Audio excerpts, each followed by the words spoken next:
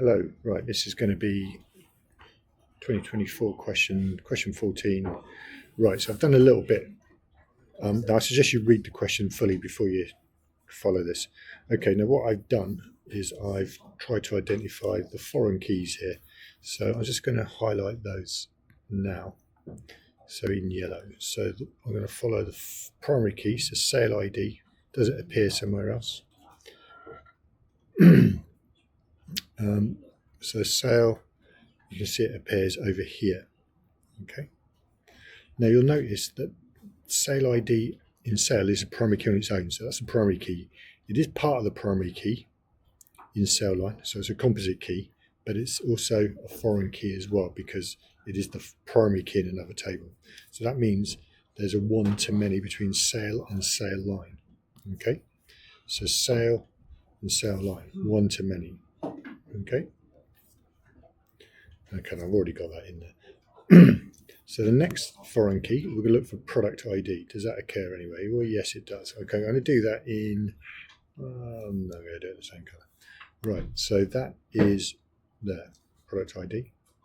And you can see that product ID is the primary key in product.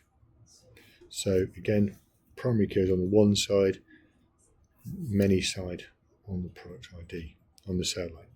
So we can go now product to sale line as well.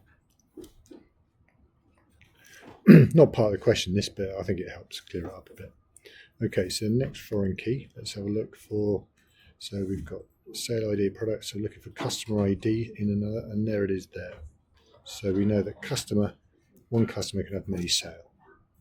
So customer can have many sale, and that links to sale like that. Let's do this full screen. And then last one then, we've got supplier ID. That links to product over there. And so customer can have many. That's wrong, sorry. A product, so a supplier can have many products. Okay, so supplier ID, primary key, links to supplier there. Now, it's not part of the question, but if you were going to do it, a select from where. So if you remember, select from fields, from tables, where you might do some linking of tables and any conditions, order by, if you want to sort. Okay, now that wasn't a question, but it does help, right? Now it says the first question was select one lozenge from the list of assumptions being made when the database was designed. Customer cannot be added to the database until a sale has been made to them. Well, that's not true because you can add a sale. You can add a customer, and it's not until you make a sale. Now, it wouldn't be true. It would be true to say that a sale can only occur if a customer occurs already, but that's not what it said. So each product is only supplied by one supplier. So we've got product then. So we can have a supplier can have many products, but it's not a many to many. So a product will only have one supplier. That is true. So we know that that's true. So we're going to put a big, okay. So we could stop there, but we'll keep going. Each supplier only supplies one product. We know that that's wrong because it's one to many. Only one sale can be made for a customer on a particular date. That's not true because you got a sale and you just do a different sale ID. So a sale ID would probably be like an auto number. So that's not true. Two different products cannot be purchased as part of the same sale. Well, that's not true either because what we have a sale and we have a sale line, and if we want a different product, then we have the same sale ID, different product ID, then another product, different product ID, same sale ID. So that's how that works, and we can do that. So they all make sense, but you didn't need to go through them. Right, now the next one was we need to make changes. So a new record is created in the sale table, a new record is created in the sale line table for each different product. The records in the product table are updated to reduce the stock by one. Right, so they've given you all of that stuff, and then actually they don't want you to do any of that. Right, so it's basically write an SQL that will create a new record for sale 4072. So we insert into sale. So insert into, 2 words, don't forget. Okay, that didn't work. Into, and then the table name sale. Okay, so that gives us those. Now we could, in that point there, put in some brackets and then specify fields. Now you can see here, sale ID, customer ID, it's this one here we're doing. So we could put those field names in there, but because we're going to do it in the same order, we don't need to worry about that. So we just put values, and then the sale ID, it tells me the sale ID somewhere. The sale ID is 3, so that's 3. The next one's going to be customer ID, which is 48, so that's 48, and the date of the sale. Oops, no, sorry, that's got that wrong, haven't I? Idiot. That's 4072. Then it's 48, which is the customer ID, and then lastly the date, sale date, which is 29th. Now, what a lot of people are going to get it wrong at this point. Okay, so just leave it like that. They'll only end up with 1 mark. They get 1 mark for the insert into sale, but because they didn't put the quotes around the dates. All right, I know that's ridiculous, but you got to put that in. Right, question number 3. We've got update quantity in stock, but the product ID is 1. The value 3 should be subtracted from the current quantity in stock. So this is an update query. So remember, the format for this is update. Quite a simple one. They've done this before where they try to sort of hide the fact that's what they're doing. So we update, well, what table do we need to do? So it doesn't really tell you the table, but it's product. Let me scroll down. Okay, so product has quantity in stock there. Okay, so update product, and then set is the next one, and then we're going to have a where, because you want to know which one we're actually updating. So we'll do the set first. So quantity in stock. I know it's a ridiculously long field name, equals quantity in stock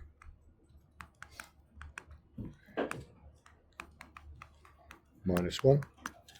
Okay, that will give us that, and then we just need the where clause there. Now we're looking for where the product ID equals 1. So product ID equals 1.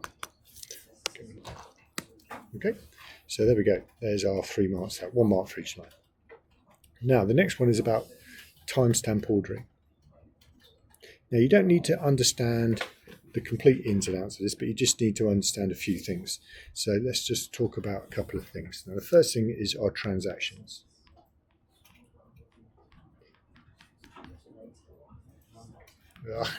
Right, now a transaction can contain sort of read, write, basically, and multiple of those. Okay, now a transaction will have a start time. Okay, so that's when the transaction started. So, but then we also have records. So we've got, so imagine these are customers here. So we've got customer records here, here, here. So there's Dave, Ron. Now each of these records would have a timestamp. So let's do this in red. So there's a, so I'll have a timestamp of when it was last read, and then written to. Okay, so that's just a number that goes up in time every time we read or write to that record. Now what we can do, we can use that. Okay, so if for instance, okay, we try to read or write to a record, okay, and the, okay, so if our timestamp for our start of our transaction here, okay, was less than the read or write timestamp of our record, then we would abort it, okay, because something's changed since we started, so we'd have to start again. And that's basically how it works, okay? So basically again, so if our start time there is let me make sure I get this around the right way, is if our transaction should be aborted if our timestamp of our, yeah, so if this is less than the timestamp of the read or write record, right, okay. Now, so you just got to get 3 marks here. What you've got to do is mention that basically each record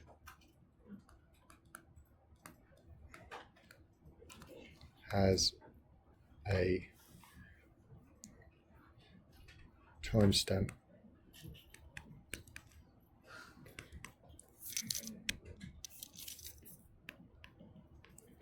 of when it was last read or written to. Okay, so they're separate timestamps. Okay. Then also transactions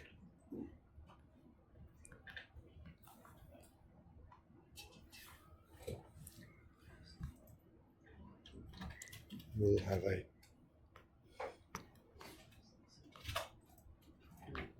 timestamp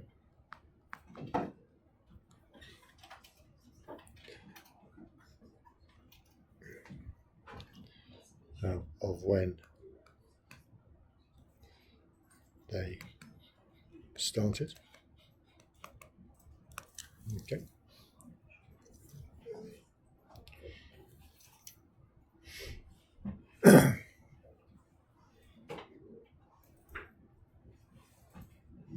Now,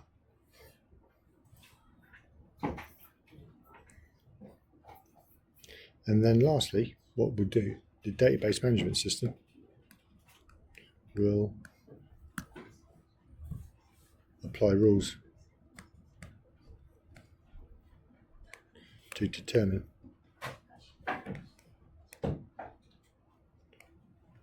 if a transaction can be carried out.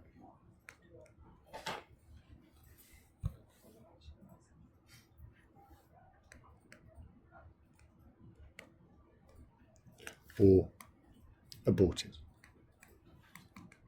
Okay, now you can go into the detail of rules there, but you don't need to. Okay, so there's the 3 marks there. Now, number 5. So if you remember, two reasons why we normalize. There was 2 reasons to remember. It's to minimize data duplication and eliminate data inconsistency. Okay. So, so they've kind of like changed this the way they would normally do this. So really, if the problem would be we've got duplication. But if you just left it like that, that wouldn't get you a mark. So you can just say it's wasting storage space. And then we can read, leading on from the duplication, duplication may lead to data inconsistency.